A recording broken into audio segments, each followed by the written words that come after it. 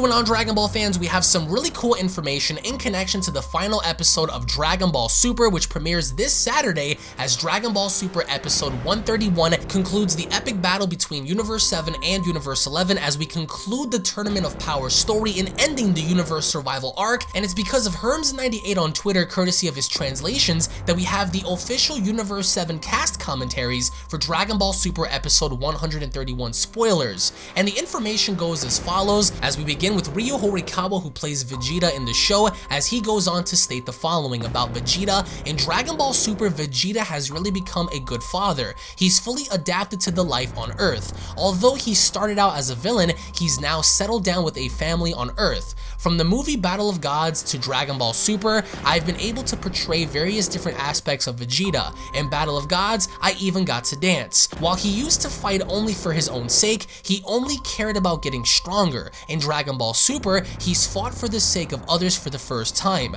for the sake of his family, for Earth, and for his universe. Acting as a mentor to Kaba is another first. I was like, wow, Vegeta's giving him lessons? And then he wowed me to win and bring Kaba back to life. Even though he started out as a heel, and again he's using wrestling terms here, he's a heel no longer. It's deeply moving to see how people can change, even aliens. Although I haven't really been intentionally changing my performance, I think that by performing over such a long period of time, it has changed without me even realizing it, just as people develop over time. I think that by having a family, the nature of his strength has changed. Before now, he only cared about winning, but by acknowledging his opponent's strength and his own weaknesses, he has awakened to his true strength, beyond simply physical strength, and I guess that's how much he's achieved a power-up different from Goku's, right? That's the feeling I get. Now, the highlights for the final episode goes as follows. To all the fans, please enjoy the climax of Dragon Ball Super, but it's not like this is the end of Dragon Ball itself. I hope I'll be able to deliver thrills to you all again in the future. Now, again, this is from Horikawa himself in stating that Vegeta's evolutionary process started from Battle of Gods in realizing the depth and strength of his opponents by also realizing his weaknesses,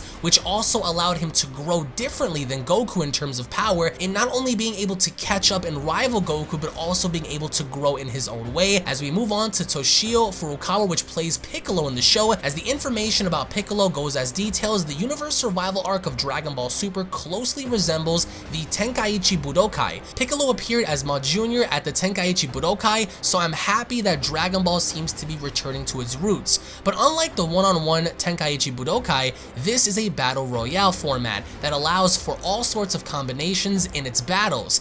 That aspect of it feels like a progress. In Dragon Ball Super, Piccolo has spent more time acting like Gohan's housemaid than how he was fighting, which is true. While in its own way, that was fun to perform too. It makes me very happy that Piccolo was able to do a lot of fighting alongside Gohan in the Tournament of Power.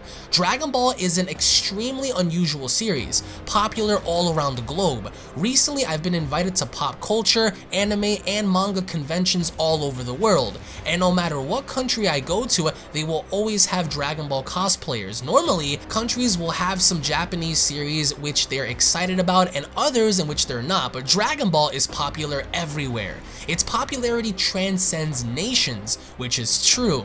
And now Dragon Ball Super has stopped being a simple tale of good trumping over evil, which I think shows that Dragon Ball is growing up too. A wide range of people watch it, from children to students to adults like us. The staff and actors do their best to make sure to please them all, and the highlights for the final episode of Dragon Ball Super goes as follows. Dragon Ball has become a series for all generations in all of the world. I think the final episode will be enjoyable not only for children, but for all the adults too.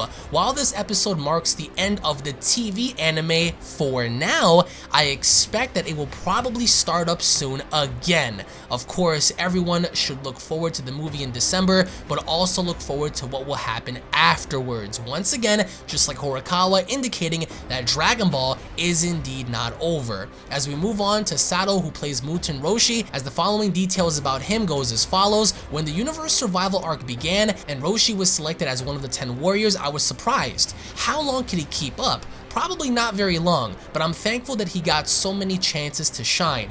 Even after dropping out, he continued to cheer on the other warriors. The 10 warriors work together. Even FRIEZA fights for the sake of his comrades and helps them out. FRIEZA, Vegeta, these guys who used to be nasty foes, but now it's like, huh?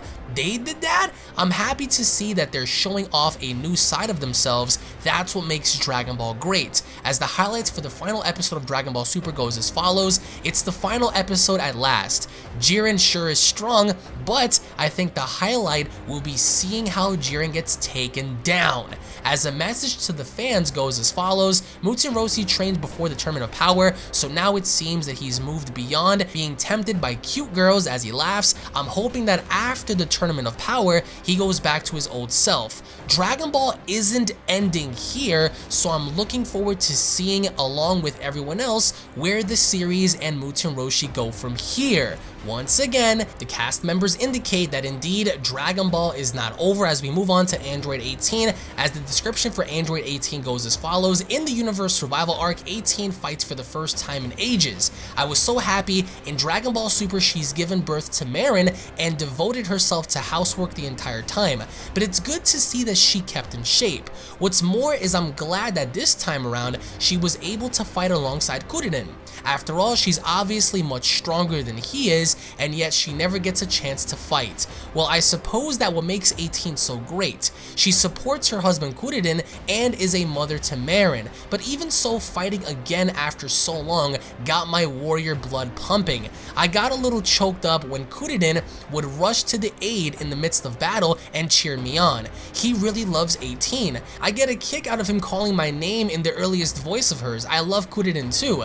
There's no better couple in all of Dragon Ball when it comes to the power of love. They're more than just a match for the likes of Brienne, no matter how young or cute she is, and besides that, having 17 participate and being able to fight alongside him, I never dreamed that would happen, so it made me very happy. And a message to the fans for the final episode of Dragon Ball Super goes as follows. 17 saves 18, 18 saves 17.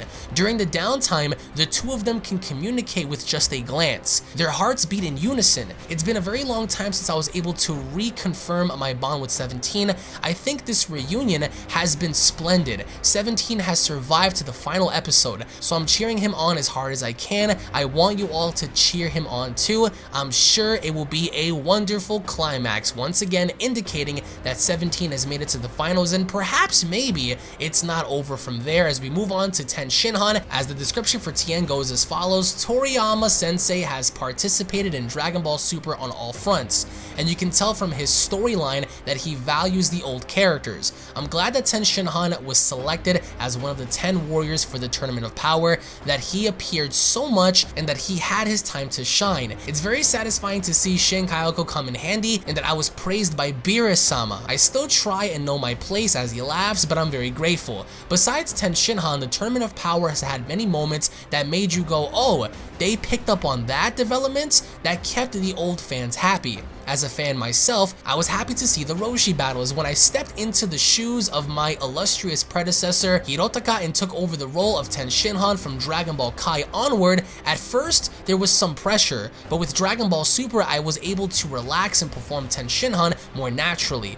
Also, I played 16 in Dragon Ball Z, so as a fellow android, I'm glad to see 17 and 18 having a much larger role. And the episode highlights for Dragon Ball Super episode 131 goes as follows. I hear that the director Nakamura has spent about 3 months drawing the storyboards for the final episode. Having just finished recording the session and seen the storyboards, their quality is enough to make me almost believe this. Incredible. I think this might turn out to be an amazing final episode. Story-wise, there's plenty of scenes to make the fans' heart skip a beat, and as a fan, I want to see it soon. Again, indicating that the final episode is going to be a most memorable one as we move on to the final member and the voice actor for Kuririn, as the description goes as follows. Kuririn was invited to the Tournament of Power and sure, was very active. Meanwhile, Yamcha wasn't invited at all. I apologize to Toru, who is the voice actor of Yamcha, saying it would have been nice if Kuririn had asked what about Yamcha. Even after dropping out, he cheered on the others. AT-san, Goku.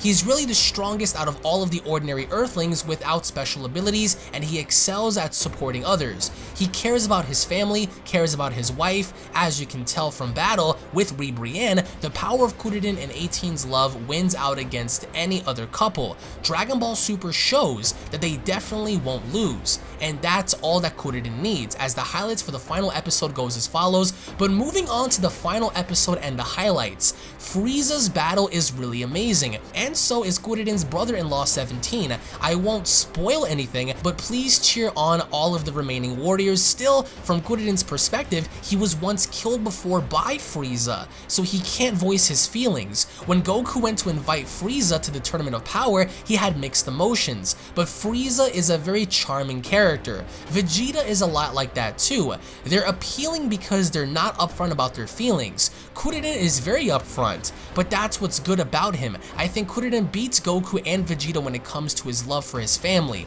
and a message to the fans at the very end and saying, oh, and I ended up talking about Kuririn again. Anyways, though it is the climax of the universe survival arc, Dragon Ball will definitely keep moving on. So this doesn't really feel like the final episode. The TV anime may end, but there's still the movie and the games, and I think it'll be back again before too long. Once again, all of the voice actors from their own mouths are saying that it doesn't feel like the end, although the final episode is going to have something very shocking indeed, not just for children, but for all of us as well. They go on to state that yes, this is in fact not going to be the end, but more or less something special planned, and before we know it, one day, they're going to come back. And I'm fairly certain that next year is going to be the year where Dragon Ball makes a return, but let me know in the comment section below as to how you guys feel about what the voice actors had to say about Dragon Ball Super's finale, and voicing their opinions about how they feel like Dragon Ball is gonna come back eventually over time in the form of potentially another TV anime, because of the fact that they don't feel like this is the be-all end-all of Dragon Ball Super's conclusive story, with Jiren having to fight Goku, Frieza, and Android 17 in the conclusion of the Tournament of Power story. Let me know your thoughts down below, guys. Thank you all so much for watching. If you guys are stoked and ready for the final episode of Dragon Ball Super this weekend, go ahead and slap a like down below. If you guys are new to the channel, hit that subscribe button, guys. Turn on all notifications. Tune back in for more. Follow me on Twitter. I will leave a link down below, and I'll be seeing you all in the comment section below. Take it easy, guys. Cue my outro, bitch.